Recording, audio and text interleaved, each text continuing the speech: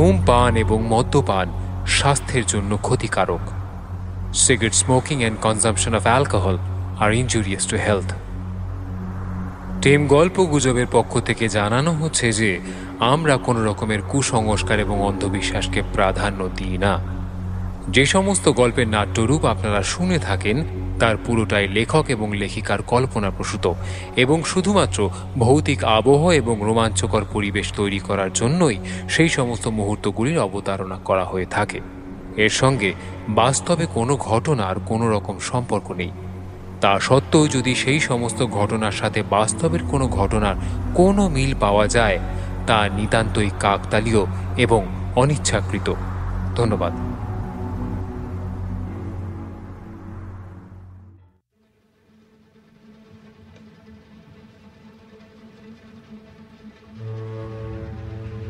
এসো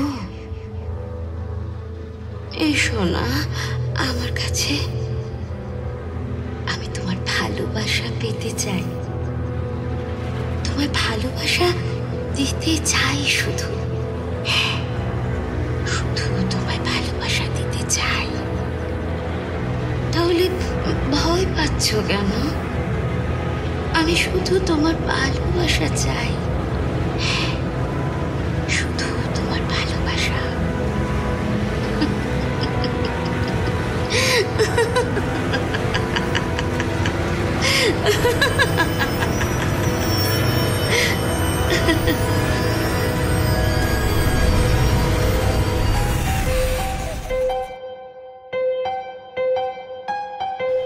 নিষিদ্ধ জিনিসের ওপরেই মানুষের থাকে দুর্নিবার আকর্ষণ। বেশিরভাগ সময়েই সেই আকর্ষণকে মানুষ উপেক্ষা করতে পারে না, আর তার জন্যই ঘটে যায় নানান রকম অনর্থকর ঘটনা।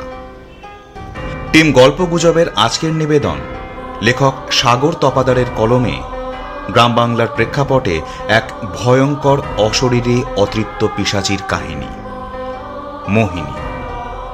গল্পটি প্রাপ্তবয়স্কদের জন্য। আজকের গল্প পাঠে রয়েছেন বুবাই সাহা। বিভিন্ন চরিত্রে পার্থ মুখার্জি, সোমদর্শী, গীতিকা ও দেবস্মিতা। এডিট, সাউন্ড এফেক্টস এবং আবহে ওয়েব সেশন স্টুডিও। সমগ্র নির্দেশনায় সোমদর্শী এবং সূত্রধার আমি স্নেহাদ্রি। শুরু হচ্ছে গ্রাম বাংলার প্রেক্ষাপটে এক ভয়ঙ্কর অশরীরী অতৃপ্ত পিশাচির কাহিনী, মোহিনী। শুনতে থাকুন বন্ধুরা।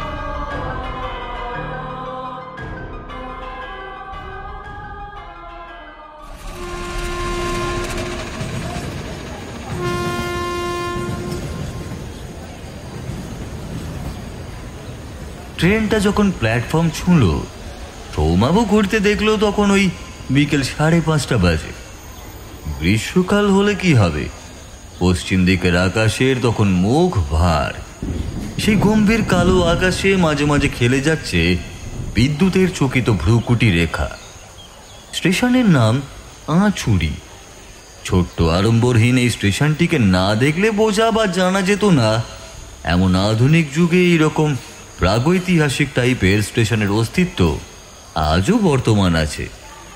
প্রাগৈতিহাসিক ভাবাটা হয়তো সৌমাবর একটু বাড়াবাড়িই হলো, কিন্তু নিঃসন্দেহে বেশ পুরনো এই স্টেশনটি, যেখানে গোটা ভারতবর্ষের প্রায় সব স্টেশনেই ইলেকট্রনিক টিকিটিং সিস্টেম চালু হয়ে গেছে, সেখানে এই স্টেশনে সেই সবের বালাই তো নেই। উল্টে চারিদিকটা কেমন যেন ঘন অন্ধকারে ঢেকে আছে। বাঁকুড়া এখন অনেক উন্নত হলেও বাঁকুড়ার অদূরে স্টেশনটির এই দশা কেন, সেটাই বুঝতে পারল না সৌমাভ। ওইদিকে খড়গপুর মেদিনীপুর মেমো লোকালটা যেই চলে গেল, গোটা স্টেশন চত্বরকে ঘিরে ধরল এক গভীর নৈশব্দ। পিন পড়লেও শব্দ শোনা যাবে এমন এক অপার্থিব নিস্তব্ধতা যেন বিরাজ করছে। কেমন যেন গাটা ছমছম করে উঠল সৌমাভর।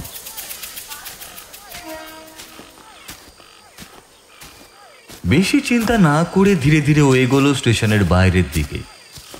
এত ফাঁকা ফাঁকা কেন এই জায়গাটা বুঝতে পারল না সৌমাভ। আসলে শহর কলকাতার ছেলেও লেট নাইট হুকআপেই অভ্যস্ত সে। জল থেকে কাতলা মাছকে ডাঙায় তুললে যে দশা হয়, ওর দশা ঠিক এখন সেরকমই। কি আর করা যায়, ঝামেলায় পড়ে ওকে এখানে আসতেই হয়েছে।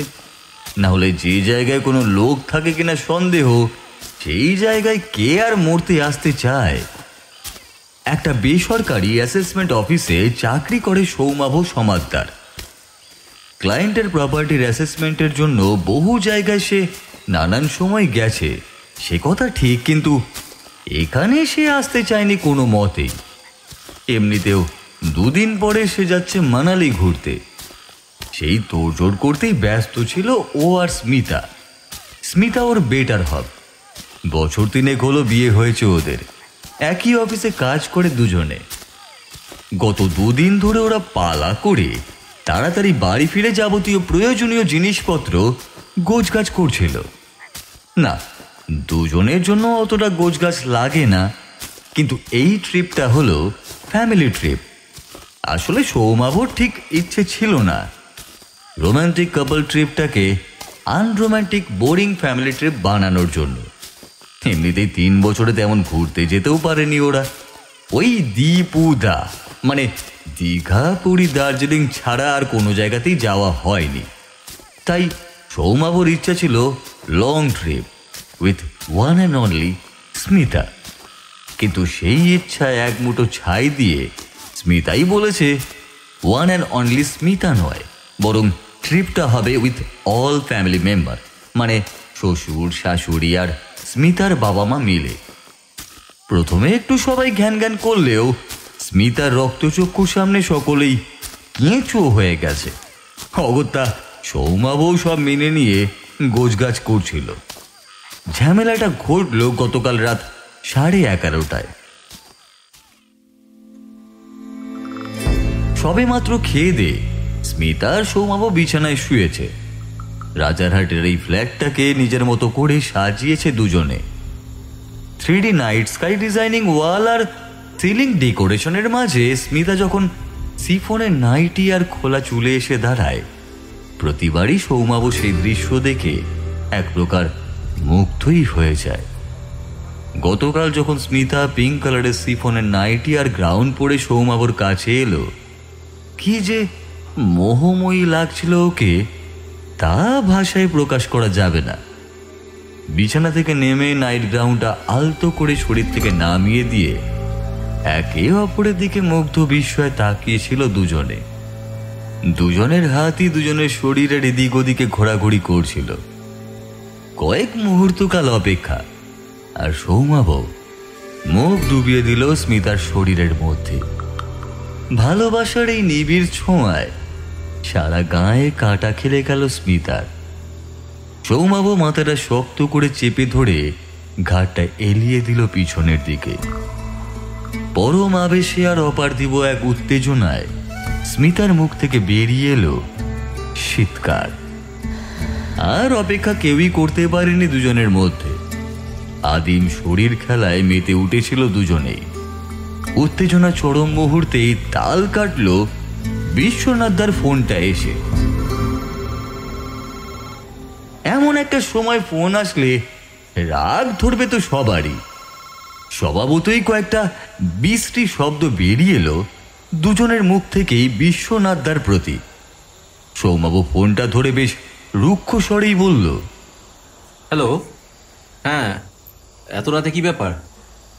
এই রিয়েলি সরি রে সৌম্য, জানি তোদের প্রাইভেট টাইমে আমি নাক গলাচ্ছি, কিন্তু বিশ্বনাথদা, রাত দুপুরে ন্যাকামি করো না মাইরি, মুড নেই, মেজাজটাই খিঁচড়ে দিলে আমাদের।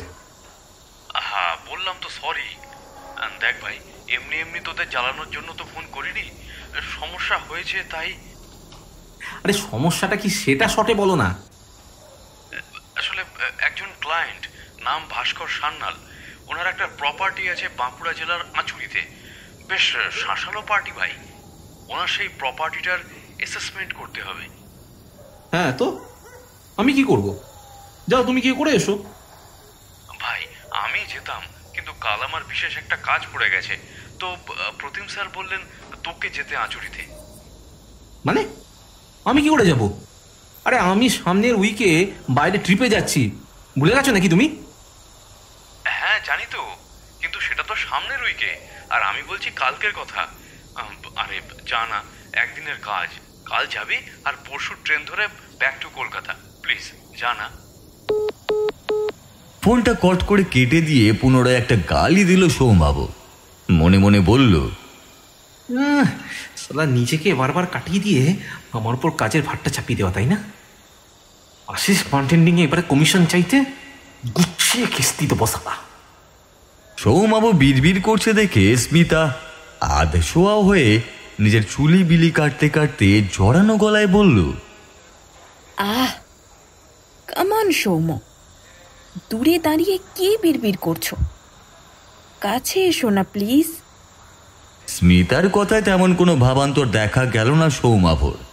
মোবাইলে কি টাইপ করতে করতে স্মিতার দিকে না তাকিয়েই বলল, স্মিতা দেখো, একদম একদম মুড নেই কো আজকে।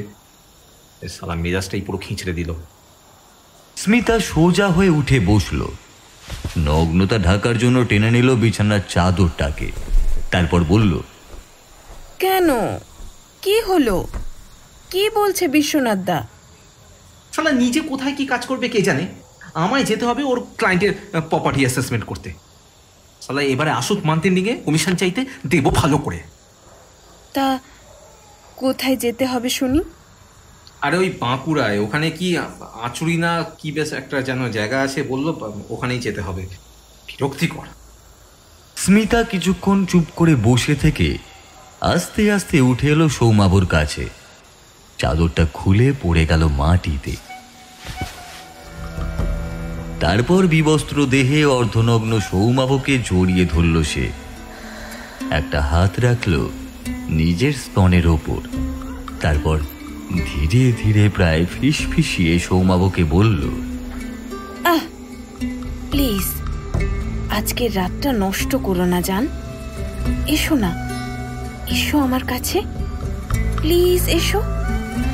সৌমাবু প্রবলভাবে নিজের দিকে টানতে লাগলো স্মিতাকে। একটা সময় নিজের উপর থেকে সমস্ত নিয়ন্ত্রণ আবার হারিয়ে ফেলল সে। অচিরেই ডুবে গেল একে অপরের শরীরের মধ্যে।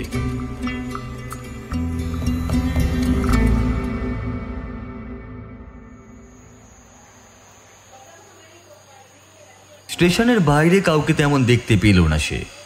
এমনিতেই আকাশ কালো হয়ে এসেছে। স্টেশন মাস্টারের দেখাও পাওয়া যায়নি এখনো পর্যন্ত। তবে ব্যাপারটা কি? কেউ না থাকলেও স্টেশন মাস্টার আর টিকিট কাউন্টারে একটা লোক তো অন্তত থাকবে। কে জানে বাবা কোন জমপুরিতে এসে সে যে উপস্থিত হলো। স্টেশন চত্বর থেকে বাইরে বেরোতেই 2-3 জন লোককে দেখতে পেল সৌমাবু। যাক বাবা, এতক্ষণ যা ভাবছিল সেটা নেহাতি মনের ভুল। লোকজন থাকবে না সে আবার হয় নাকি? এত বড় একটা জায়গা। নিশ্চিন্ত মনে একটু এগিয়ে গিয়ে ওনাদের সামনে দাঁড়ালো। তারপর কোনো রকম ভনিতা না করে সোজাসুজিভাবে জিজ্ঞাসা করলো, এক্সকিউজ মি, বলছি সমাদদারদের বাগান বাড়িটা কোন দিকে ঠিক একটু বলতে পারবেন? অমন অপ্রত্যাশিত উত্তর আশা করতে পারেনি সৌমাবু। থতমত খেয়ে বেকুবের মতো কয়েক মুহূর্ত তাকিয়ে রইল ওদেরই দিকে। ওকে ওভাবে তাকিয়ে থাকতে দেখে লোকটা আবার বলে উঠল, কি দরকার ওখানে? কি দরকারটা কি ওখানে শুনি? যে কেন মরতে যেতে চান বলুন তো? আর মরার যদি এতই পাক না গজিয়ে থাকে না, ওই সামনে রেল লাইন আছে, যান ওখানে গিয়ে শুয়ে পড়ুন। যত সব কপালে চটেও বটে। ওভাবে হাঁ করে তাকানোর মতো না কিছু হয়নি। ভালো কথা না একটু করাই হয়। আর শুনুন তো, যান যেখান থেকে এসেছেন সেখানেই ফিরে যান। যান ফিরে যান। আচ্ছা বাজে লোক তো এরা। ভদ্রলোকের সাথে কি করে কথা বলতে হয় তা কি এরা জানে না নাকি? হ্যাঁ, বেশ কষে কিছু কথা শোনাতে যাবে, ঠিক এমন সময় আবার সেই লোকটা আবার কর্কশ্বরে বলে উঠল, ও মরবেন না তো? মরবেন বলেই ঠিক করেছেন। যান, আমি আর কি বলবো। তা ওই সামনে নাক বরাবর সোজা চলে যান, সোজা 5 মিনিট হাঁটবেন, তারপর বাঁ দিকে বেঁকে যাবেন, দেখতে পাবেন মস্ত বড় একটা বাড়ি পুরো জঙ্গলে ঢাকা আছে। ওটাই হলো সমাদদারদের বাগান বাড়ি। যান তো, যান। সৌমাবর সত্যি ইচ্ছা করছিল লোকগুলোকে বেশ করে কয়েকটা কথা শুনিয়ে দিতে, কিন্তু অজানা অচেনা জায়গায় অহেতুক কথা বাড়িয়ে ঝামেলাকে আমন্ত্রণ জানাতে চাইল না সৌমাব। তাই বর্ণনা অনুযায়ী সোজা হাঁটা লাগালো সে। তবে যাবার আগে একবার রুক্ষ দৃষ্টি নিক্ষেপ করতে সে ভোলেনি। অন্তত লোকগুলোর ওই রকম কথায় সে যথেষ্টই ক্ষুব্ধ। কয়েক মিনিট হাঁটার পরেই সৌমাব সত্যিই দেখতে পেল সেই বাড়িটাকে। সামনে যেতেই প্রচন্ড অবাক হয়ে গেল সে। এ কোন জায়গায় এলো সে? এখানে কি আদৌ কোনো জীবিত প্রাণী আছে এখনো? চারিদিক আগাছার জঙ্গল, সিংহদ্বার থেকে বড় থামওয়ালা বারান্দাকে ঘিরে রেখেছে। এমনিতেই আকাশ কালো মেঘে ছেয়ে আছে, তার উপর কোথাও এক সামান্য আলো পর্যন্তও জ্বলছে না। বেশ ভয়ই পেল সৌমাভ এই প্রাচীন বাগান বাড়িটিকে দেখে। অ্যাসেসমেন্ট করবে কি করে? লোক তো কেউই নেই এখানে। হঠাৎই ছাদের নকশা করা খিলানটার উপরে একটা চকিত বিদ্যুৎ রেখা খেলে গেল। আর সেই বিদ্যুৎ রেখার মধ্যে সে প্রথমবারের মতো দেখতে পেল তা কি অপরূপ সুন্দর এক নারী মূর্তি। ঝুল বারান্দার একটা থামের আড়াল থেকে দেখছে সৌমাভকেই। কয়েক মুহূর্তের জন্য হলেও কি হবে, সৌমাভর তীক্ষ্ণ দৃষ্টি থেকে সে বাঁচতে পারেনি। ওই সামান্য কিছু সময়ের আলোতেও যা দেখল, আদৌ ঠিক সে জানে না কোন ভাষা দিয়ে সেই রূপের বর্ণনা দেবে। বোধহয় সেই অকল্পনীয় রূপের মাঝে হারিয়ে গিয়েছিল সৌমাভ। তাই সামনে এক বয়স্ক লোক যে লণ্ঠন নিয়ে একদম মুখের কাছে এসে উপস্থিত হয়েছে তা সে জানতে পারেনি। গুড়গুড় করে আবার যখন মেঘ ডাকল, তখন সম্বিত ফিরল তার। আর চোখটা নামাতেই চকিতে ছিটকে কয়েক পা পিছনে সরে গেল সে। চাকর স্থানীয় বয়স্ক লোকটি যেভাবে তার দিকে তাকিয়েছিল, ওইভাবে তো কোনো জীবিত প্রাণধারী শরীর তাকিয়ে থাকতে পারে বলে তো তার জানা নেই। সৌমাভর চটকা ভেঙেছে দেখে লোকটা ঘড়ঘড়ে গলায় বলে উঠল, ওরকম অনেক জিনিসই আপনি এই বাড়িতে দেখতে পাবেন। তার মধ্যে যদি হায়রে একবার যান, ফিরে আনা সহজ কম্য নয়। তা কি জন্যই এসেছেন? নাম কি আপনার? সৌমাভ ভাবল এখানকার সমস্ত লোকগুলোই যেন কেমন অদ্ভুত। যে কথা সহজে বলা যায় তাকে ঘুরিয়ে ফিরিয়ে অদ্ভুতভাবে তারা ব্যাখ্যা করে বেড়াচ্ছে। খুবই বিরক্তিকর। প্রথমে ওই লোকগুলোর ওই রকম অভদ্রতার মতো কথা, আর তারপরে এই বুড়ো লোকটার চ্যাটাং চ্যাটাং কথাবার্তা। পিত্তি ঝুলে যাচ্ছে যেন। সৌমাভকে চুপ করে থাকতে দেখে লোকটা আবারও বলল, কে মশাই, বাঘ বন্ধ হয়ে গেল নাকি? না না না, মানে কিছু না। কিছু না তো এখানে এসেছেন কেন? রাস্তার লোকে কিছু বলেনি আপনারে আসবার সময়ে বাড়ি নিয়ে? যান যান যান, চলে যান চলে যান। এই দেখুন, আমার কোনো শখ জাগেনি যে এই অন্ধকার জমপুরিতে আমি কলকাতা থেকে সমস্ত বাক্স প্যাঁটটা গুছিয়ে নিয়ে এখানে থাকতে আসবো। অ্যাকচুয়ালি আমি সৌমাভ, কলকাতা একটা অ্যাসেসমেন্ট অফিসে চাকরি করি।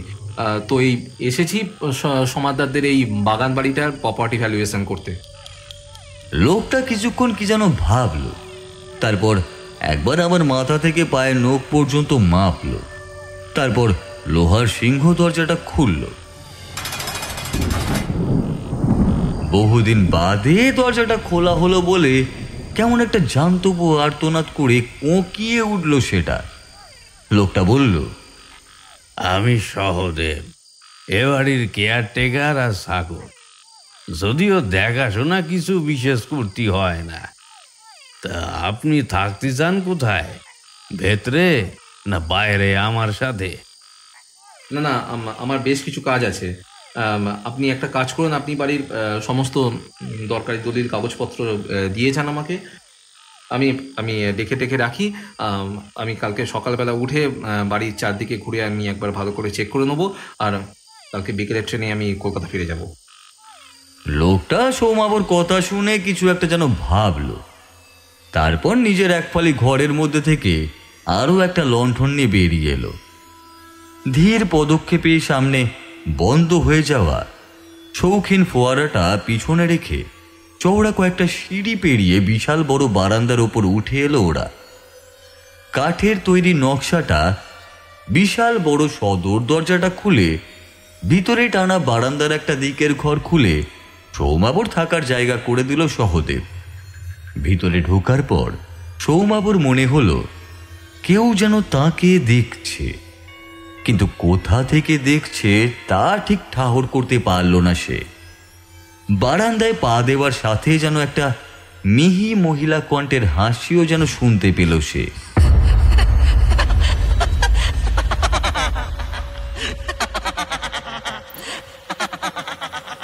মনের ভুল ভেবে বিশেষ আমল দেয়নি সেটা।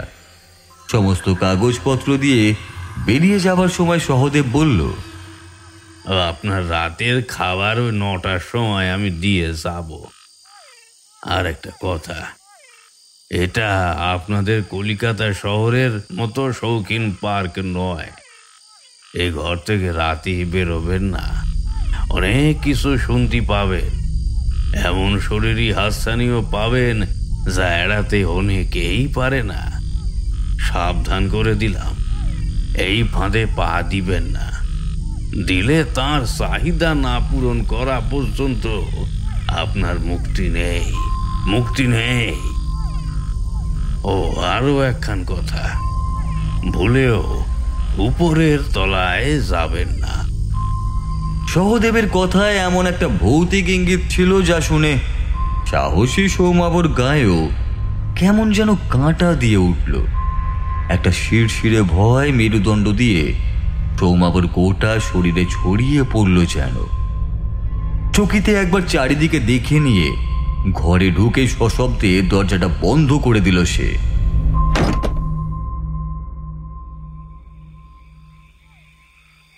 রাতের খাওয়া দাওয়া সেরে এক মনে কাগজপত্র দেখছিল সৌমাবর। কিছু ইম্পর্টেন্ট পেপারের ছবিও তুলছিল। আনুমানিক রাত 10:30। এমন সময় স্মিতা ফোন করল। টুকিটাকি কথাবার্তা বলতে বলতেই হঠাৎই কয়েকটা কাগজের লেখার উপরে চোখ পড়ে সৌমাবর। ফোনটা কেটে কাগজগুলোয় মনোনিবেশ করল সে। সমাদদারদের এই বাগান বাড়িটা প্রথম থেকে সমাদদারদের ছিল না। এই বাগান বাড়িটা তৈরি হয়েছিল প্রায় 300 বছর আগে, যখন বাংলায় ইংরেজ ও দেশীয় জমিদারদের শাসন ব্যবস্থা ছিল। স্বাভাবিকভাবেই এই বাড়িটা কোনো সুউদ্দেশ্যে তৈরি হয়েছিল, সেটা ভাবা হলো বিড়ম্বনা। কারণ তৎকালীন সময় সারা বাংলায় এমন বহু বাগান বাড়ি তৈরি হয়েছিল চরিত্রহীন আর লম্পট জমিদারদের মনোরঞ্জনের জন্য, যেখানে সময় বিশেষে গুরুত্বপূর্ণ অতিথি হয়ে আসতো স্বয়ং ইংরেজ সাহেবরাও। বাড়িটার দলিল দেখতে দেখতে সৌমাবু এতটাই মগ্ন হয়ে গিয়েছিল যে বুঝতেই পারেনি ওর ঠিক পিছনের জানালায় এসে দাঁড়িয়েছে এক মূর্তি। সন্ধেবেলায় ও বাড়িতে আসার পরপরই বাইরে এক প্রস্ত বৃষ্টি হয়ে গিয়েছিল। এখন বৃষ্টি না হলেও মেঘাচ্ছন্ন আকাশের বুকে বিদ্যুতের চমকানোর বিরাম ছিল না কখনোই। হঠাৎই কেমন যেন একটা অস্বস্তি শুরু হলো সৌমাবর। জানালা বন্ধ থাকলেও কেমন যেন কনকনে শীতল এক আবেশ তাকে জড়িয়ে ধরতে চাইল। এদিক ওদিকে চাওয়ার সাথে সাথেই জিনিসটা চোখে পড়ল তার, সেই নারী মূর্তি যাকে সন্ধ্যাবেলায় বাড়িতে ঢোকার সময় ঝুল বারান্দায় দেখেছিল সৌমাবু। মেয়েটাকে দেখে ভয় পাওয়ার মতো তেমন কিছুই চোখে পড়ল না তার, কিন্তু একটা জিনিস দেখে কেমন যেন গুটিয়ে গেল সৌমাবু। স্তব্ধ বিস্ময়ে দেখল খোলা জানালায় যে দাঁড়িয়ে আছে তার ঊর্ধ্বাঙ্গ অনাবৃত। ঘরের মধ্যে যে আলো রাখা ছিল সেই লণ্ঠনের ক্ষীণ আলোয় সেই নারী মূর্তি অর্ধ উলঙ্গ। সেটা বুঝতে তার আর অসুবিধা হয় না।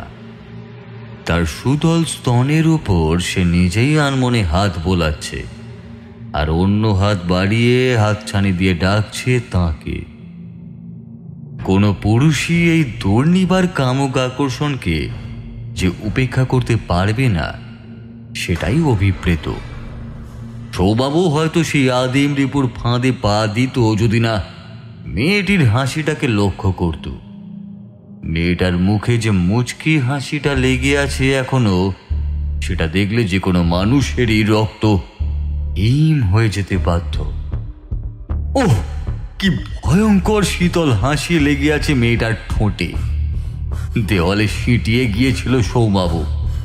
সৌমাবুর দশা দেখে মেয়েটার হাসিটা আরো কিছুটা যেন চওড়া হলো, আর একটা শীতল হাসি গোটা বাড়ি জুড়ে ছড়িয়ে দিয়ে মিলিয়ে গেল বাতাসে।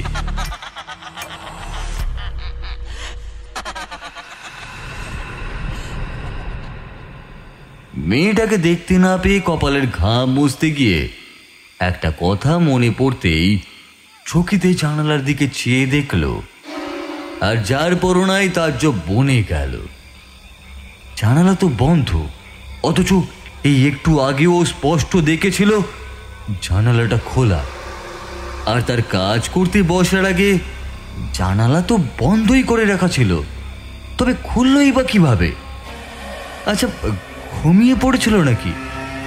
ঘুমিয়ে ঘুমিয়ে কি এসব দেখলো? হতেই পারে, সারাদিনের ট্রেন জার্নির একটা ধকল তো আছে নাকি। যা এতক্ষণ দেখেছে সেটা স্বপ্ন জ্ঞান করে টেবিল থেকে জলের বোতলটা তুলে নিল, মুখে চোখে জল দিয়ে আর কিছুটা ঠান্ডা জল গলায় ঢেলে যেই কাজে পুনরায় বসতে যাবে, সাথে সাথেই একটা শব্দ সৌমাবুর কানে যেতে সচকিত হয়ে উঠল তার সমস্ত ইন্দ্রিয়।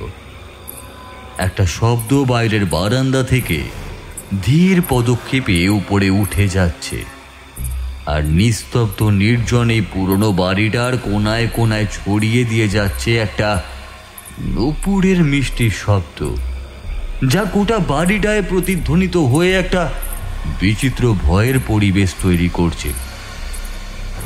এটা তো ভুল নয়। আগের বিষয়টা না হয় স্বপ্ন বলে উড়িয়ে দিয়েছিল, কিন্তু এটা তো সজাগ হয়েই শুনছে। কি হচ্ছে কি এসব? আচ্ছা, বিরক্তিকর ব্যাপার তো। বেশ রাগই হলো সৌমাবুর। বৃদ্ধ কেয়ারটেকারের সাবধান বাণী উপেক্ষা করেই মোবাইলের টর্চ জ্বালিয়ে দরজা খুলে অন্ধকার লম্বা বারান্দায় এসে দাঁড়ালো সৌমাবু। কেমন যেন একটা রাগ চেপে গেল। সৌমাবু সিদ্ধান্ত নিল, এই নিশীথ কুহুকিনী রহস্য সে ভেদ করবেই। কে ও? কি চায় ও? কেনই বা সে বারবার বিরক্ত করছে ওকে? সৌমাবু বাইরে এসে দাঁড়াবার পর শব্দটা কয়েক মুহূর্তের জন্য একটু থামল, তারপর আবার ধীরে ধীরে ওপরে উঠতে লাগলো পুনরায়। সৌমাবু বেশ দৃঢ় পদক্ষেপে এগিয়ে গেল সামনের দিকে। বহুদিন ধরে জমা মোটা এক পুরো ধুলোর আস্তরণ চারিদিকে ছড়িয়ে আছে। বৃদ্ধ কেয়ারটেকার কোনোদিনই এসব পরিষ্কারই করেনি, বলা বাহুল্য প্রয়োজন পড়েনি এসবের। শহরে থাকার সুবাদে কেউ আসেও না এখানে। ভদ্রাসনটি খালি পড়ে আছে দীর্ঘদিন ধরেই। বহুদিন পরে সৌমাবু এখানে এসে পড়ায় এই মৃতপ্রায় ও নিষ্প্রাণ বাড়িটিতে প্রাণের আভাস পাওয়া গেছে। সৌমাবু সিঁড়ির সামনে এসে কিছুক্ষণ দাঁড়ালো। সামনে আলো পড়াতে সিঁড়ির কয়েক ধাপ ওপরেই একটা বিশাল বড় ছবি দেখতে পেল সে।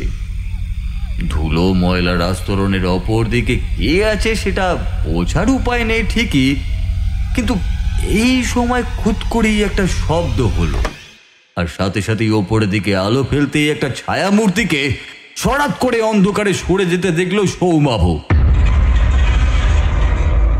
রাগে গড়গড় করতে করতে ধূপ ধাপ শব্দ তুলে আদিকালের পুরনো কাঠের সিঁড়ি ভেঙে ওপরে উঠতে লাগলো সে। ওপরে উঠে খানিক থমকালো, যেন এটাই সেই ঝুল বারান্দা না। হঠাৎই টর্চটাও নিভে গেল, আর সাথে সাথে একটা চকিতে বিদ্যুৎ রেখা চারিদিক আলোকিত করে তুলল কয়েক মুহূর্তের জন্য। না, ভুল নয়, এইবার স্পষ্ট সৌমাবু দেখতে পেল মেয়েটিকে। সামনের হাত পাঁচেক দূরে থামের উপর হেলান দিয়ে দাঁড়িয়ে আছে একটি মেয়ে। না, সে মেয়ে নয়। এমন রূপ সৌমাবু আগে কখনো কোথাও দেখেনি। কি অসম্ভব সুন্দর দেখতে! একঢাল ঘন কালো চুল কাঁধ বেরিয়ে এলিয়ে পড়েছে মেয়েটার কোমর পর্যন্ত। ফিনফিনে একটা লাল শাড়ি মেয়েটির পূর্ণ যৌবনকে ঢাকার ব্যর্থ চেষ্টা করছে। সৌমাবু বুঝতে পারল শাড়ির ভিতরে অন্তর্বাস কিছুই নেই। মেয়েটির চোখ, মুখ আর শরীর যে ভাষাটা এখন ব্যক্ত করতে চাইছে সেটা বুঝতে কোনো প্রাপ্তবয়স্ক মানুষেরই অসুবিধা হবার কথা নয়। কাম আর সেই কামের ভাষায় মেয়েটির সারা শরীর থেকে ফুটে বেরিয়ে আসতে চাইছে। হঠাৎই মেয়েটি তার একটি হাত সৌমাবুর দিকে তুলে হাতছানি দিল। কি হলো তারপর সৌমাবু ঠিক ভাষায় প্রকাশ করতে পারবে না কোনোদিনও। সে যেন মুহূর্তে ভুলে গেল সে কে, কি কারণেই বা এখানে এসেছে, তার শহরকে, এমনকি ভুলে গেল তার প্রাণপ্রিয় স্ত্রী স্মিতাকে পর্যন্ত। যা আছে তার কাছে, সে যা করছে সব মিথ্যে। সত্য শুধু সামনে দাঁড়িয়ে থাকা পূর্ণ যৌবনে উপনীত সেই মেয়েটির মোহময়ী হাতছানি, যা কোনো পার্থিব শরীরধারী জীবের পক্ষে উপেক্ষা করা দুঃসাধ্য। সৌমাবু সেই অবস্থাতেই এসে পড়ল। মোহাচ্ছন্ন হয়ে ধীরে ধীরে এগিয়ে গেল মেয়েটির দিকে। হাত থেকে মোবাইলটা খসিয়ে পড়ল মাটিতে। তারপর মেয়েটির সামনে উপস্থিত হয়ে তার শক্ত পেশিবহুল হাতটা রাখলো মেয়েটির উন্মুক্ত কোমরে। সাথে সাথে মেয়েটির মুখ থেকে বেরিয়ে এলো এক অস্ফুট চিৎকার। মেয়েটিকে কোলে তুলে সৌমাবু এগিয়ে গেল সামনের ঘরটার দিকে। প্রশস্ত বিছানায় শুয়ে দিল মেয়েটিকে। তারপর ধীরে ধীরে জিজ্ঞাসা করল, তোমার নাম কি? সকলে আমায় মোহিনী বলে ডাকে। কি চাও তুমি? তোমার ভালোবাসা। ভালোবাসার বড় কাঙাল আমি। আমায় একটু ভালোবাসবে? তোমায় ভালোবাসলে কি পাবো আমি? কি পাবো? স্বর্গ সুখ। বলেই মোহিনীকে সৌমাবু টেনে নিজের শরীরের সাথে মিলিয়ে নিল। তারপর থেকে বিছানায় শুয়ে উঠে দাঁড়ালো। তারপরে একটানে তার পরনের কাপড়টাকে খুলে ফেলে দিল। মুগ্ধ হয়ে সৌমাবু দেখল মোহিনী সম্পূর্ণ বিবস্ত্র হয়ে দাঁড়িয়ে আছে তারই সম্মুখে। কামনার আগুনে দগ্ধ হচ্ছে এই যুবতী, যে এখন চায় শুধু সৌমাবুর শরীরটা। মোহিনী এখন কামাতুর হয়ে নিজের নগ্ন শরীরের চারিদিকে হাত বুলিয়ে অস্ফুট ইঙ্গিত দিচ্ছে সৌমাবুকে। সৌমাবু নির্নিমেষ চক্ষে দেখছে মেয়েটিকে। এতটা রূপসী আর শরীরে কামনার এত দুর্দমনীয় খিদে কি কারুর থাকতে পারে? শরীরের প্রতিটি অঙ্গ প্রত্যঙ্গে যেন নব বসন্তের হিল্লোল জেগে উঠেছে তার। এতটা যৌবন লালিত্য কই তার স্ত্রী স্মিতার মধ্যেও তো কোনোদিনই সে পায়নি। কিন্তু আজ আর কোনো কিছুই ভাবতে পারছে না সে। নিষিদ্ধ বস্তু যদি এমন সুন্দর হয় তবে তার মধ্যে ডুবে যেতে ক্ষতি নেই, দুঃখ নেই। পতঙ্গ যেমন প্রজ্বলন্ত বন্যী শিখার দিকে ছুটে যায়, সৌমাবু তেমনই সমাদদারদের এই বাগান বাড়িতে নিশিরাতের এই কুহুকিনী মোহিনীর মোহময়ী জাদুতে বিভোর হয়ে পড়েছে। কয়েক মুহূর্ত মাত্র, নিজেকে সম্পূর্ণ বিবস্ত্র করে মোহিনীকে তার বাহু ডোরে আলিঙ্গন করল সৌমাবু। তারপর কামনার আগুনে দগ্ধ হতে থাকা শরীর দুটি একে অপরকে মথিত করতে থাকলো পরম আবেশে। চরম মুহূর্তে প্রায় বিনা মেঘে বজ্রপাতের মতো একটা বয়স্ক পুরুষ কণ্ঠ চিৎকার করে উঠল হঠাৎই, দাঁড়া দাঁড়া, ওই কাজ আর করিস না, ওই কাজ আর করিস না। মোহিনী চমকে উঠে পিছনে চাইতে ক্রোধে তার দু চোখ রক্তবর্ণ হয়ে উঠল। আর সাথে সাথে ওর মুখের যে বিভৎস পরিবর্তন দেখলো সৌমাবু, সেটা কোনোদিনও আশা করেনি সে। ছিটকে বিছানা থেকে নেমে বয়স্ক লোকটির সামনে দাঁড়িয়ে জিজ্ঞাসা করলো, কেন আটকালে তুমি আমায়? হ্যাঁ, কেন আটকালে? কেন মা, কেন? আবার একজনকে নিজের কামনার আগুনে বলি কেন দিচ্ছিস মা? কেন দিতাছিস? তুমি জানো না কেন আমি এরকম করি? শরীরে সামান্য একটু মোচড় দিলে এই পুরুষ মানুষগুলো সুসুর করে বেঁধে শরীরের মধ্যে নিজেদের ডুবিয়ে দেয়। ভাবে না মেয়েটার কথা, ভাবে শুধু শরীরের কথা। ছি! সৌমাবু অবাক হয়ে যাচ্ছিল। এইমাত্র যার এমন শরীরী ভাষার জন্য নিজের সবকিছু হারিয়ে একটা অজানা অচেনা মেয়ের হাতে নিজের সবকিছু তুলে দিয়েছিল, যে তাকে বাধ্য করেছিল এই পরিস্থিতির সম্মুখীন, তারই চোখে এমন ঘৃণা। নিজের চোখকে ঠিক বিশ্বাস করতে পারছিল না সৌমাবু। আস্তে আস্তে বিছানায় উঠে বসার সাথে সাথেই সহদেব ছুটে এসে তাকে বলল, নিজের আর ধরে রাখা গেল না না? মাইয়াদের শরীর দেখলেই সবকিছু ভুলে যান, তাই না? মানে আসলে কোনো মানে নাই, কোনো মানে নাই। এই আপনাকে বলেছিলাম না, যাই দেখুন না কেন ঘর থেকে বেরোবেন না। কেন বেরিয়েছেন? কেন বেরিয়েছেন? হ্যাঁ, আপনি আমি যদি সঠিক সময়ে আপনি না আসতাম কি হতো ধারণা আছে আপনার? হ্যাঁ, ধারণা আছে? কি উত্তর দেবে সৌমাবু এই কথার? যা ও করেছে সেটা তো সত্যি ও ঠিক করেনি। বারণ সত্ত্বেও সে বেরিয়েছে, আর এই জায়গায় এসে পড়েছে। নিশ্চুপ করে মাথা নিচু করে রইল সে। মোহিনী ধীরে ধীরে সামনে এসে কাপড়টা তুলে নিজের নগ্ন শরীরে জড়িয়ে নিল। তারপর বলল, আজ থেকে তা প্রায় 200 বছর আগেকার কথা হবে হয়তো। তখন আমার বয়স ছিল 20 কি 22। এই বাড়িটা আগে ছিল চৌধুরীদের, পরে বাড়িটা হাত বদল করে নানা লোকের হাতে ঘুরেছে। এখন তো এটা সমাদদারদের। কিন্তু দুঃখের কথা হলো, একটা পরিবার পেলাম না যে নারীদের সম্মান করে, ভালোবাসে। আমরা যে শুধু ভোগ্যপণ্য নয়, আমরাও যে মানুষ, কেউ বোঝে না। ওই যে লোকটা যে আপনাকে আজ আটকাচ্ছিল, আর যে পুরো বাড়িতে থেকে পুরুষগুলোকে আমার হাত থেকে বাঁচাচ্ছে, সে আমারই বাবা, জানেন? হ্যাঁ, আমারই বাবা। হোয়াট? কি বললেন? বাবা? হ্যাঁ, ঠিকই শুনেছেন। উনি দীর্ঘদিন আগেই ইহজগৎ ত্যাগ করেছেন, কিন্তু তাঁর আত্মা এখানেই রয়ে গেছে আমার অতৃপ্ত গ্রাস থেকে সবাইকে বাঁচানোর জন্য। আচ্ছা, কি হয়েছিল জানতে পারি সেটা? চৌধুরীরা যখন এখানে ছিল, তখন এলাকার এমন কোনো সদ্য যৌবনপ্রাপ্ত মেয়ে ছিল না যে তার সম্মান হারায়নি। আমার ভালো নাম ছিল লোপামুদ্রা। আমার বাবা ছিলেন ব্রাহ্মণ পুরোহিত। আমার বাবা খুব উদার চেতা ছিলেন, তাই তিনি আমায় সকল শাস্ত্র শিক্ষা দিয়েছিলেন। একদিন চৌধুরীদের ওই লম্পট ছোট ছেলের নজরে আমি পড়ি। ইতিমধ্যে অনেক নারী রাত্রে তার শয্যাসঙ্গিনী হয়ে নিজ সম্মান হারিয়েছে, কেউ বা অপমানে আত্মহত্যাও করেছে। তখন আমার বয়স কম।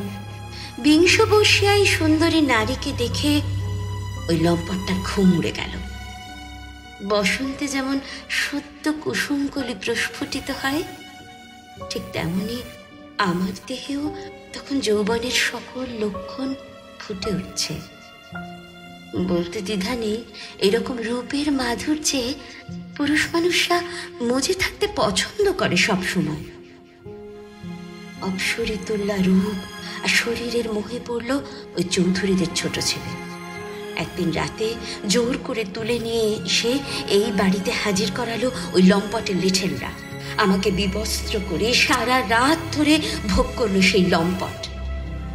না না, একদিনে তার আশ মেটেনি জানেন। 3 দিন ধরে প্রায় অগুন্তি বার আমার শরীরটা ভোগ করেছিল অনেকে মিলে। না, আর পারিনি। এক রাতে যখন ওদের কামনার আগুন নিভে গেল, তখন এই বারান্দা থেকে ঝাঁপ দিয়ে নিজেকে শেষ করে দিয়েছিলাম আমি। আর সাথে অভিশাপ দিয়েছিলাম সকলকে। একদিন যে কামনার খিদে মেটানোর জন্য আমার এই অবস্থা, এবার থেকে আমার শরীরে সেই খিদে মেটানোর জন্য সবাই বাধ্য থাকবে। হ্যাঁ, আর যারা আমার সেই কামনার আগুন সম্পূর্ণ না নেভাতে পারবে, শেষ করে দেব তাদের। স্বভাবতই মৃত্যুর পর সেই কামনার আগুন নেভানো কোনো পার্থিব শরীরধারী জীবের পক্ষে সম্ভব নয় নিশ্চয়ই, কারণ সে কামের আগুন মারাত্মক। রক্ত না দেখলে সে আগুন যে নেভে না। যখন এলাকার সবাই একে একে আমার হাতে মরতে লাগলো, তখন এই বাড়িটা বিক্রি করে দিল ওরা। কিন্তু তাতে কি যায় আসে? পুরুষদের নারী শরীরের প্রতি বরাবরই খুব খিদে জানেন, তাই আমার শিকারের কোনো অসুবিধা হয়নি। সকলে আমায় একটা নাম দিয়েছিল, মোহিনী। হ্যাঁ, যে রূপের মায়ায় ভুলিয়ে মানুষদের জীবন হরণ করে। কিন্তু আমার বাবার জন্য কয়েকজন বেঁচে গিয়েছিল। হ্যাঁ, এই যেমন আজ আপনি। এই কথাগুলোর কি জবাব দেবে সৌমাবু, তা সে নিজেও জানে না। কিছুক্ষণ আগে যে শরীরের দিকে তাকালে মনে কামনা এবং রিপু করাল ছায়া বিস্তার করছিল, যে শরীরে বিভঙ্গী অপরূপ স্বর্গীয় মধ্যন্মত যৌবন সমুদ্রে যে ডুবে যেতে চাইছিল, সেই শরীরের দিকে তাকালে এখন লজ্জার অপরাধ বোধ গ্রাস করছে তাকে। সে বুঝেছে এই করি পুরুষ জাতিটা সবচেয়ে বেশি বদনামের ভাগী হয়েছে। নিজের রিপুকে যে দমন করতে পারবে না, তাকে তো নরকের আগুনে পড়তেই হবে। সেটাই তো হয়ে এসেছে, হয়ে চলবে যুগ যুগ ধরে, শতাব্দীর পর শতাব্দী জুড়ে। তাদের কামনার জন্যই এই মোহিনীদের জন্ম হয়, আর এই মোহিনীরা ততদিনই থাকবে যতদিন পুরুষদের মন থেকে অন্য নারী শরীরের প্রতি লোভ না যাবে। এই মোহিনীদের নগ্ন শরীরের কামনার আগুনে ততদিন ঝলসিয়ে পুড়ে মরতে হবে পুরুষদের। কারণ নিষিদ্ধ বস্তু আর কামের প্রতি সকলেরই আকর্ষণই বড্ড দুর্নি বাড়ছে।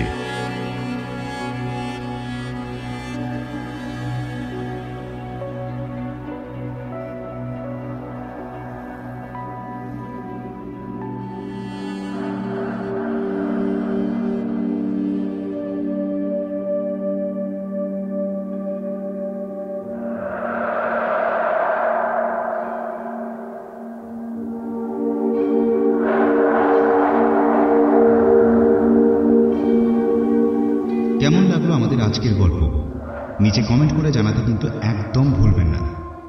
ভালো লাগলে লাইক, শেয়ার এবং কমেন্ট করতে ভুলবেন না। খুব শীঘ্রই আমরা আরও একটি রোমাঞ্চকর গল্প নিয়ে আপনাদের সামনে ফিরে আসছি। ততক্ষণ ভালো থাকুন, সুস্থ থাকুন আর শুনতে থাকুন গল্পগুজব, যেখানে গল্প হবে অল্প নয়। ধন্যবাদ।